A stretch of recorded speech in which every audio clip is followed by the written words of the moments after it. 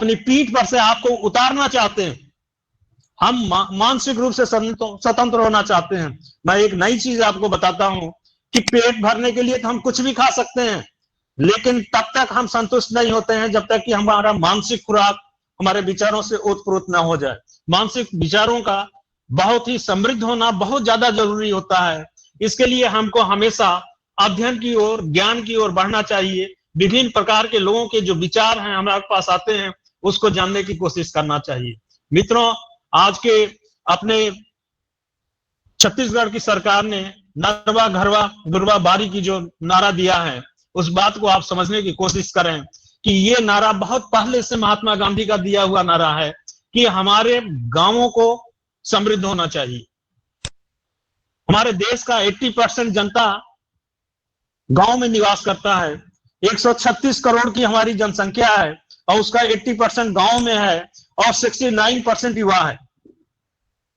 मित्रों, हम अपने युवाओं को इस एनएसएस के जरिए इस शक्ति को बताने की कोशिश करें कि अगर उनकी लीडरशिप की क्वालिटी अगर गांवों को मिल गई तो उनको ऑलरेडी रोजगार के लिए बाहर जाने की जरूरत नहीं है। उनके पास ऑलरेडी गाय है। गाय के दूध का वितरण अगर वो कायदे से करें तो अपने करीब के शहर में वो अपने लीडरशिप क्वालिटी को सृजित करके अपने गांव के पूरे दूध को संग्रहित करके और उस शहर में ऑलरेडी वितरित कर सकते हैं।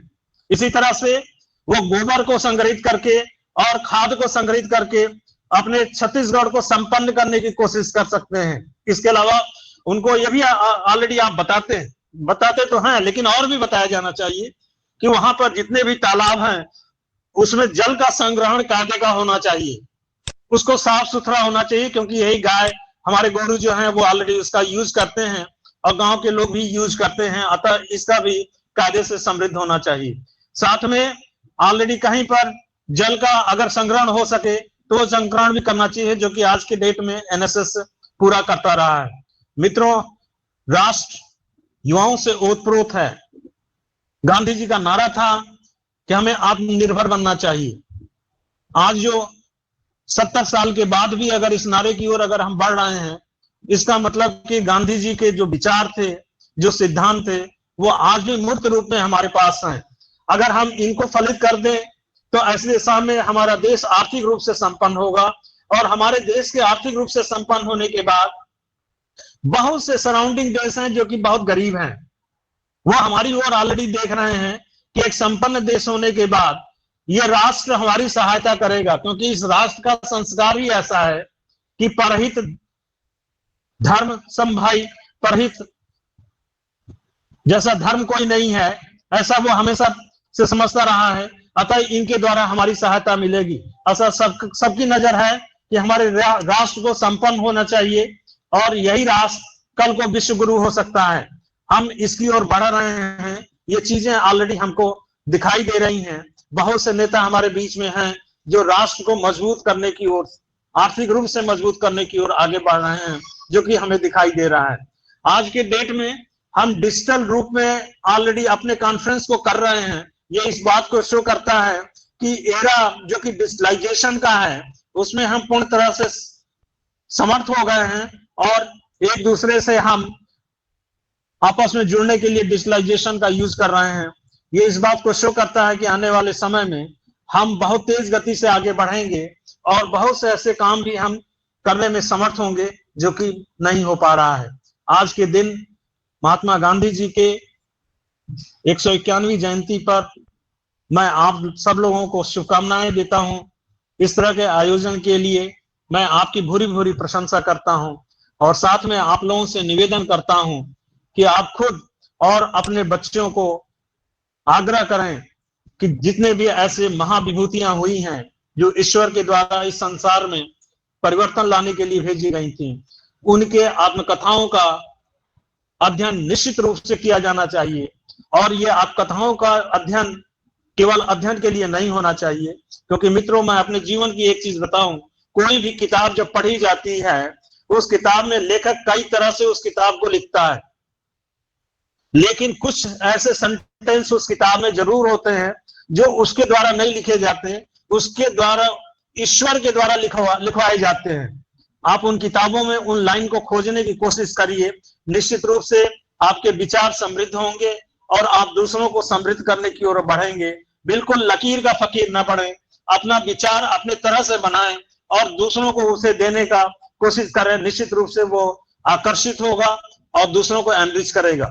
मैं छात्रों को हमेशा बताता हूं कि जब इस तरह के कॉन्फ्रेंस या इस तरह के आयोजन होते हैं तो इस आयोजन में हमेशा भाग लेना चाहिए, क्योंकि कोई भी व्यक्ति जब अपने संभाषण को करता है तो वो एक लंबी अध्ययन के बल पर वो अपने विचारों को आपको देता है, जिसको कि प्राप्त करने में आपको बहुत समय लग सकता है। बहुत कम समय में अगर बहुत ज्यादा अपने को विचारों से ओतप्रोत और अपने मानसिक खुराक को संपन्न करना चाहते हैं तो आपको हर तरह के आयोजन में भाग लेना चाहिए। क्योंकि इतना मेरी हमेशा से ये धारणा रही है कि जब कोई भी व्यक्ति माइक पकड़ता है तो एक सीमा तक तो वो खुद बोलता है, अगर उसके अंदर आध्यात्मिक शक्तियां हैं तो बहुत सी बातें वो बोलता है जो ईश्वर उससे बुलवाना चाहता है। इस बात को आप समझने की कोशिश करें। आपको ये भ्रम हो सकता है कि आप सब चीजें आप ही कर रहे हैं, आप कुछ भी नहीं कर रहे हैं, आप केवल निमित्त मात्र हैं। आपको कहीं से शक्तियां मिलती हैं जिसके तहत आज जय सिंह ने या डीएल पटेल जी ने क्या किया है, उनको कहीं न कहीं से प्रेरणा मिली है कि आप गांधी जयंती पर हमको इस तरह का आयोजन करना चाहिए। इस बात को आप पकड़ने की कोशिश करें। जो लोग भी इसमें भाग ले रहे हैं वो सभी साधुवाद के पात्र हैं। इसी के साथ मैं इस आशा के साथ कि इस तरह का आयोजन हमेशा किया जाता रहेगा और इस माध्यम से जुड़ना बहुत आसान हो गया है, तो करने में हमें कोई कठिनाई नहीं है, इसलिए करते रहेंगे। इन्हीं कुछ शब्दों के साथ आप सभी लोगों को साधुवाद देते हुए मैं अपने वाणी को विराम देता हूं। धन्यवाद। बहुत बहुत धन्यवाद, बहुत बहुत धन्यवाद सर जी। गांधी एवं शास्त्री जयंती के इस अवसर पर आज के हमारे मुख्य अतिथि, मुख्य वक्ता प्रोफेसर शैलेंद्र कुमार सिंह साहब, कुलपति बस्तर विश्वविद्यालय,